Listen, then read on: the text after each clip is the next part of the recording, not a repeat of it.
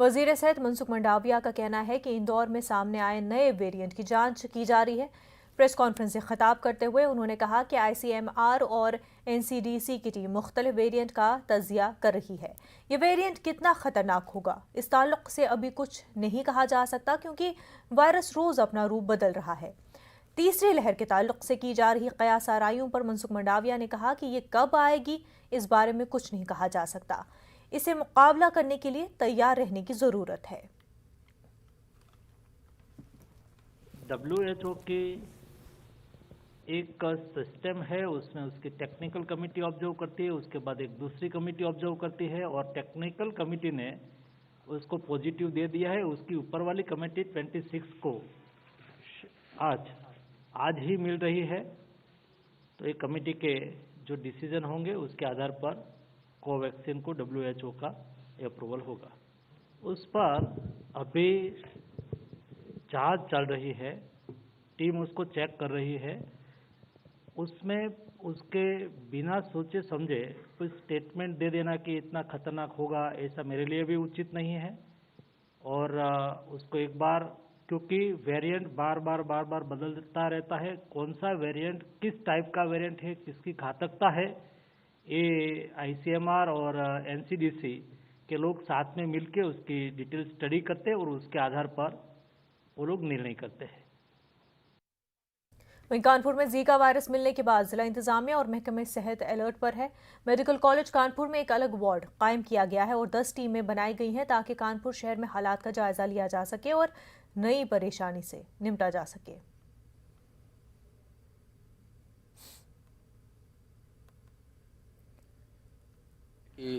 पिछले कुछ दिनों में एक जीका वायरस का एक पेशेंट जो है इस कानपुर नगर में आया है, जिसकी सूचना हम लोगों को मिली है। उसके संदर्भ में हम लोगों को दिशा निर्देश मिले हैं। उसकी तैयारियां हम लोगों ने अपने अस्पताल में लगभग 20 बेड की तैयारी हम लोगों ने अलग से अपने कर ली है, एक विंग की।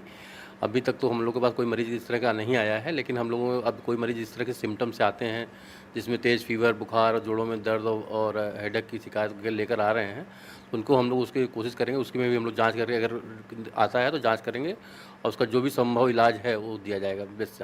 कानपुर में जीका वायरस की दस्तक के बाद कानपुर मेडिकल कॉलेज सतर्क हो गया है। इसके लिए एक विंग तैयार की गई है, एक वार्ड तैयार किया गया है जहां पर 30 बेड सुरक्षित कर दिए गए हैं ताकि जीका वायरस के रोगियों का इलाज किया जा सके।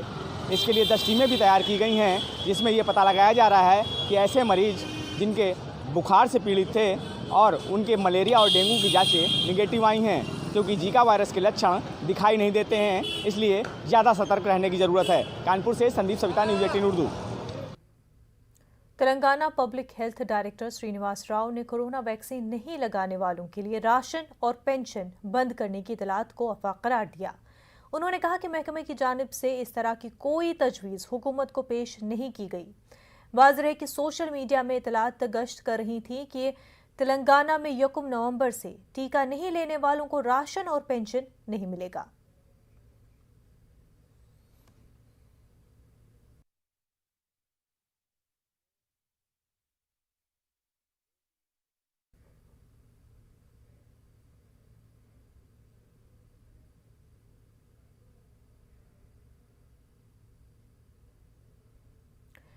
इस वक्त की बड़ी खबर आपको बता दें, क्रूज ड्रग्स केस में आर्यन खान की जमानत की NCB ने मुखालफत की है। एजेंसी ने अदालत में अपना जवाब दाखिल किया।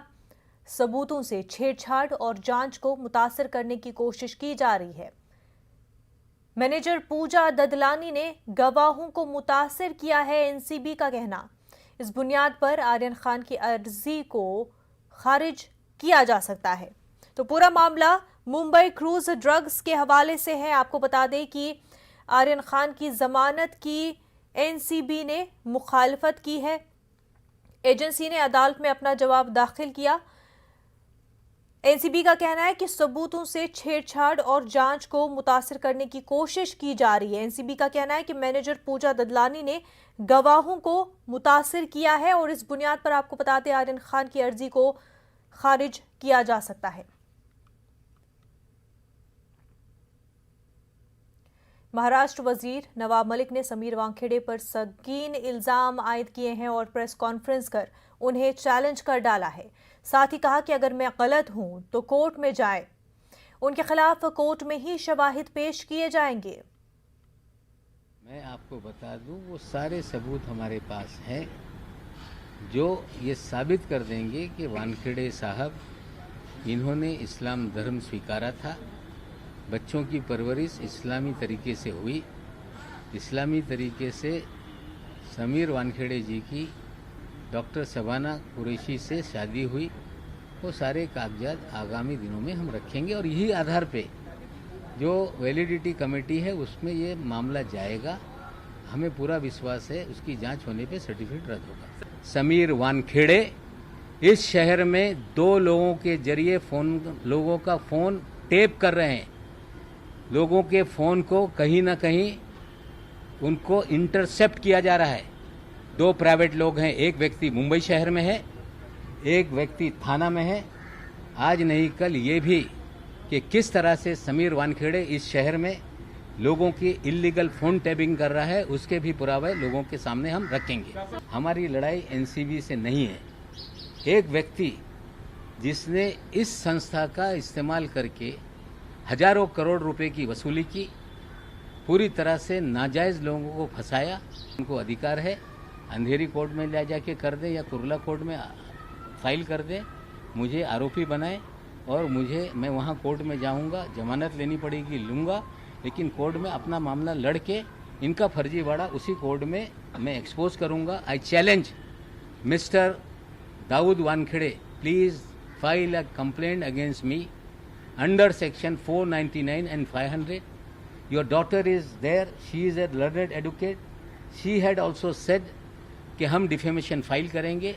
सेक्शन बता दें 499 500 के तहत आप जाकर मजिस्ट्रेट कोर्ट में क्रिमिनल डिफेमेशन का मामला दर्ज करा सकते हैं। 100 करोड़ 200 करोड़ की बात ना करें, 10% उसमें स्टैम्प ड्यूटी भरनी पड़ती है। आपके पास हजारों करोड़ 2 नंबर के हो सकते हैं, लेकिन स्टैम्प ड्यूटी भरने भर का कागज आपके पास नहीं होगा।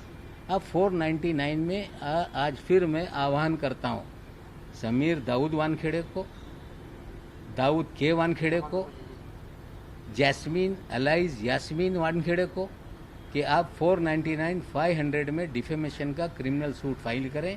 आप स्वयं वकील हैं, बिना पैसे के मुकदमा चलेगा। नवाब मलिक के इल्जामात की समीर वानखेड़े की अहलिया क्रांति वानखेड़े ने तरदीद की है। उन्होंने कहा कि समीर ईमानदार है, वो गलत नहीं है।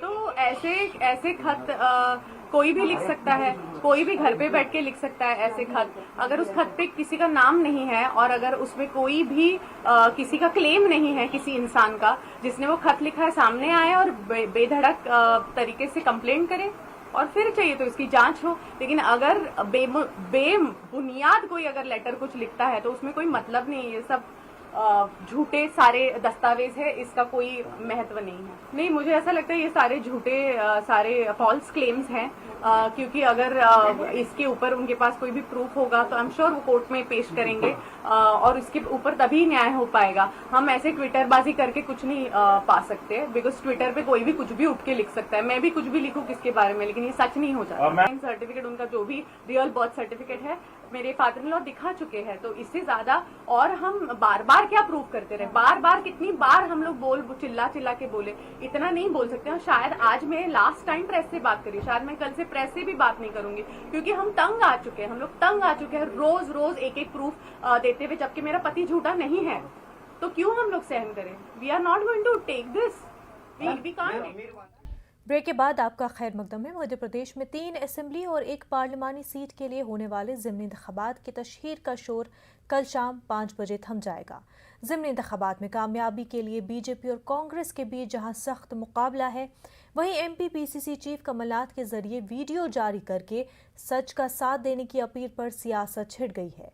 कमलनाथ ने अपने वीडियो में कोरोना कहर में हुकूमत की नाकामी, ऑक्सीजन और दवाओं का न मिलना और मुआवजे के लिए अवाम के परेशान होने का जहां जिक्र किया, वहीं मध्य प्रदेश के वज़ीर दाखिला डॉक्टर नरोत्तम मिश्रा ने कमलनाथ के बयान पर तंज करते हुए कहा कि सच की बात भाजपा के साथ। हमारे नुमाइंदे मेहताब आलम बराह रास्त हमारे साथ जुड़ चुके। मेहताब, कमलनाथ ने वीडियो जारी किया और उस पर सियासत छिड़ गई है। मुनज़्ज़र इसकी वजह यह है कि दोनों पार्टियों के जरिए अब चंद घंटे और रह गए हैं। कल शाम को 5 बजे इंतखाबी तशहीर का शोर थम जाएगा। 4 सीटों के लिए इंतखाब होना और दोनों पार्टियां अपने अपने तरीके से वोटर्स को राग़िब करना चाहती हैं। कमलनाथ ने अपना वीडियो जारी करते हुए जिस तरह से हुकूमत को तनकीद का निशाना बनाया है, उन्होंने कोरोना कहर में हुकूमत के फेल्योर और फिर जो हुकूमत के जरिए जो वादे किए गए थे उसको तनकीद का निशाना बनाते हुए अवाम से सच का साथ देने की जहाँ पर अपील की है, वहीं पर भारतीय जनता पार्टी ने जो कमलनाथ के बयान को तनकीद का निशाना बनाते हुए कहा कि अगर कांग्रेस में लोगों में इतनी सच की बात होती तो कांग्रेस को लोग छोड़कर भारतीय जनता पार्टी में शामिल नहीं होते। बिरला जी जो खुद भारतीय जनता पार्टी में कांग्रेस के एमएलए रहते हुए शामिल हुए हैं, इससे साबित होता है कि सच का साथ भारतीय जनता पार्टी के साथ है।